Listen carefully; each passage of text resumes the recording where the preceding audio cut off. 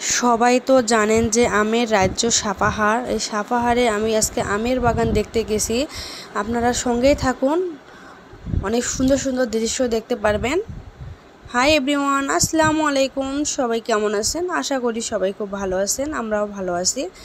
এখন আমরা আম বাগান দেখতে আসছি আর কি সাপাহার। আমি জীবনেও এমন আম বাগান দেখিনি। আমার জীবনের প্রথম 2 বাচ্চার মা হয়ে আজকে আমি এত বড় বড় আম বাগান দেখব। আপনারা আমার সঙ্গেই থাকুন। মানে এত সুন্দর দৃশ্য আমি দেখিনি। এই দেখুন রাস্তাটা যে এত সুন্দর, 2 সাইডে আম বাগান আর রাস্তা মাঝখান দিয়ে, এত মজার একটা দৃশ্য। এখন আমরা আম বাগানের দিক আর কি যাচ্ছি। আমরা সাপাহারে যে অনেক জায়গায় গেছিলাম, একটা একটা করে ভিডিও আপনাদের সঙ্গে আমি নিয়ে আসবো, আপনারা দেখতে থাকুন। বাচ্চারা দেখেন কি আনন্দ পাচ্ছে, এত সুন্দর করে দৌড়াচ্ছে বাচ্চাদের। একটা করে গাছে আম দেখেন, আমের পরিমাণটা আপনারা দেখেন, দেখলে বুঝতে পারবেন। গাছে কোনো পাতা নেই, শুধু আমেই রয়েছে। এই রাস্তাটা যে এত সুন্দর, এত ভালো লাগছে আমার কাছে। 2 দিকে আমের বাগান আর রাস্তা মাঝখান দিয়ে। আপনারা না দেখলে বুঝতে পারবেন না। এখানে আমের বাগানের মালিককে খুঁজতেছিলাম, মালিক নাই। তারপরে দেখা পাইলাম, মালিক বলল আচ্ছা যান। পরে আসলাম আর কি। এটা হলো কি বাড়ি 4 আম নাকি এই আমের এটা বাগান।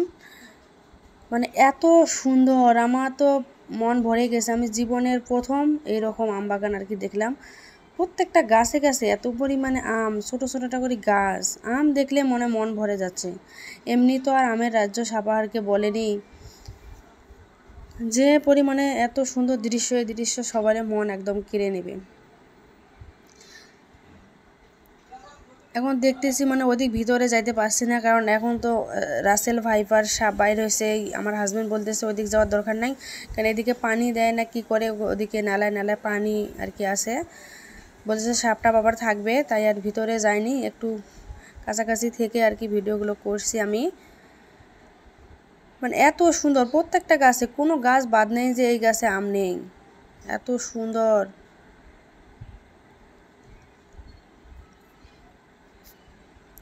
কে কে এই আমের বাগান দেখতে চান আমাকে কমেন্টসে জানাবেন। আর কার কার অভিজ্ঞতা আছে, কার বাসা সাপাহারে, তাও আমাকে কমেন্টসে জানাবেন। কারণ আমরা তো আবার জীবনের প্রথম আর কি আমি দেখলাম। আমি কখনো এত বড় আম বাগান দেখিনি, কখনো যাইনি।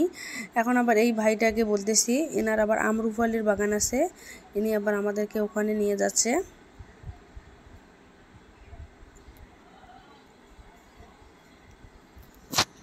পৃথিবীতে অনেক ভালো মানুষই আছে, আমরা কিন্তু ওই ভাইকে বলিনি। ওই ভাই নিজে বলতেছে আম বাগান আপনারা দেখবেন, তা চলেন আমি আমার আম বাগান আপনাদেরকে ঘুরে নিয়ে আসি।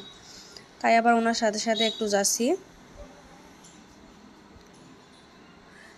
এই ভাইয়ের আম বাগান তো অনেক বিশাল বড় আম বাগান। মানে ওই সাইড দিয়ে যতগুলো আপনারা দেখতে পাচ্ছেন, ওই দিক যে আমি দেখাই দিচ্ছি, সব হলো আম বাগান। আর আপনি যদি থাকেন মাঝখানে, তাহলে আপনাকে কেমন লাগবে বলেন? আমার ছেলে বলতেছে আম্মু তোমার যে একটা ড্রোন থাকতো, তাহলে কিন্তু এই ভিডিওটা অনেক সুন্দর আসতো। আসলে ছেলের কথাটাই অনেক সুন্দর, ভালো লাগলো। কিন্তু আমার এখনও ক্ষমতা হয়নি যে আমি একটা ড্রোন ক্যামেরা কিনতে পারবো। আমগুলো দেখেন, আমরুপালি আম কিন্তু খেতে অনেক মিষ্টি। আমার যত আম আছে তার মধ্যে আমরুপালি আম খেতে আমার অনেক ভালো লাগে। আর আমরুপালির বাগানে আজকে আমি নিজ চোখে দেখলাম, নিজ হাতে আবার আম পেড়ে নিয়ে আসলাম বাসায়। অনেক ভালো লাগছে আজকে আমাকে। আপনাদের কাছে কেমন লাগছে অবশ্যই কমেন্টসে জানাবেন।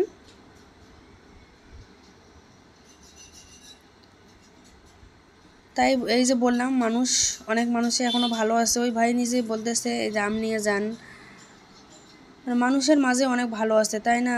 এই ভাইকে দেখলে বোঝা যাচ্ছে যে মানুষ আজও অনেক ভালো মানুষ রয়েছে। তারপর আমরা সাপার হাট যাব, হাট থেকে তারপর আম কিনে নিয়ে বাসায় যাব আমরা। আজকে এ পর্যন্তই। সকলে ভালো থাকেন, সুস্থ থাকেন। আবার দেখা হবে পরবর্তী নতুন কোনো ভিডিও নিয়ে। ততক্ষণ পর্যন্ত সকলে ভালো থাকেন, সুস্থ থাকেন। আম বাগানের শুভেচ্ছা জানিয়ে আপনাদেরকে বিদায় জানালাম।